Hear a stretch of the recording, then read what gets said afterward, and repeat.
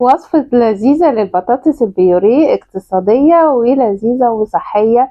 في دقايق هتجهزيها وطعمها خطير، غنية بالبروتين النباتي، وكمان الحشوة مليانة بالبروتين والكالسيوم. يعني كل العناصر الغذائية متوفرة فيها ومشبعة. يلا نشوف الفيديو مع بعض، بس ما تنسوش الاشتراك في القناة واللايك والشير لو عجبكم الفيديو. انا هايدي مكرم، اخصائية تغذية علاجية، وبقدم لكم الاكل بطريقة صحية.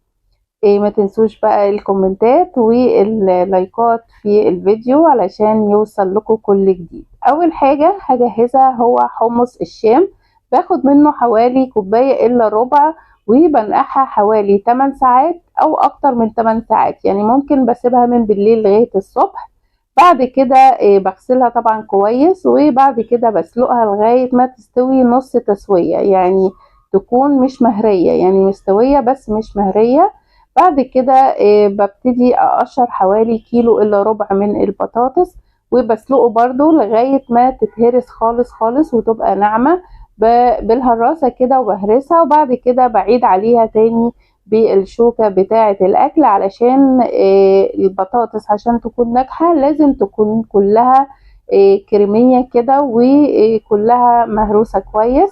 بعد كده بقى بحط عندي اي توابل بقى، ملح وفلفل، كمون. لو حابين تحطوا بهارات بطاطس تبقى جميلة، التوابل اللي انتوا تحبوها ممكن تحطوها. هجهز بقى الحشوة بتاعتي، وهي بديلة للحمة لانها غنية بالبروتين، وكمان زيادة عن البروتين كمان الكالسيوم. بجهز معلقة من الزيت، زيت عادي او زيت زيتون، بصلاية كبيرة. بنزل بقى بحمص الشام اللي انا سويته نص تسوية، اخدت منه حوالي كوباية ونص. بحط بقى ملح وفلفل، بابريكا، توم باودر، بصل باودر. حطيت كمان نص من الفلفل الالوان، احمر الاصفر، وكمان طماطمايه صغيرة، مش عايزة طماطم كتير عشان السوائل ما تبقاش كتير. في حاجة اختيارية انا ضفتها، هي نص كوباية من الفول الصويا المجروش. بنقعها في مية مغلية، متاخدش حوالي 5 دقايق بالظبط، وبحطها برضو دي يعني اختياري، اللي عايز يحطها يحطها، واللي مش عايز يحطها ما يحطهاش. بس انا عايزه اقول لكم ان الفول الصويا ليه فوائد كتيره جدا، وهو مش مضر زي ما انتم متخيلين ان هو بيقولوا مضر بالولاد. لا، يعني اللي بياكل منه كميات كبيره هو ممكن يكون مضر، لكن هو ادام كميات صغيره ومش كل يوم خلاص. ببتدي بقى اجيب صينيه بدهنها بشويه من الزيت، وباخد نص كميه البطاطس المهروسه. بحط بقى عندي الحشوه. طبعا احنا عندنا الحمص هنا مستوي، كل حاجة مستوية، بتاخد بس تقريبا كده في البصل والطماطم والفلفل. بعد كده بقى بحطها في النص ما بين الطبقتين بتاعة البطاطس، وببتدي اخد شوية كده كور كور من البطاطس كده واوزعها عشان تبقى سهلة التوزيع. وكده عندي الصينية كده كملت. هجهز بقى الكفر اللي من فوق.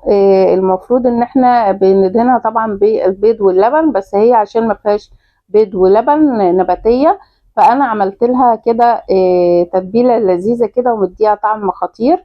وهي عبارة عن معلقة من الزيت، معلقة من الكاتشب، كمان معلقة من الباربيكيو، وبديلها دهنة كده مع بعض وبقلبهم مع بعض، مدية طعم حلو، كمان بتدي لون تحفة خطير. وفي الصينية طبعا اللي يحب يضيف جبنة موتزاريلا، بس عشان الجبنة الموتزاريلا النباتي مش صحية فأنا ما ضفتهاش الحقيقة. اللي حابب يعملها زي بتاعي كده، أو اللي حابب يحط لها جبنة. وبحطها في الفرن، اخدت حوالي ساعة الا ربع، ما اخدتش كتير، وكمان حتى ما شغلتش عليها الشواية ولا حاجة، واحمرت بالشكل ده وطلع تحفة، وطعم الحشوة خطير بجد، ويكفي انها غنية بالبروتين، اقتصادي، مليان بالكالسيوم والمعادن كتيرة جدا. طبعا فوائد حمص الشام كتيرة، كتبتها لكم على الصفحة. لو عجبكم بقى الفيديو ما تنسوش الاشتراك في القناة واللايك والشير.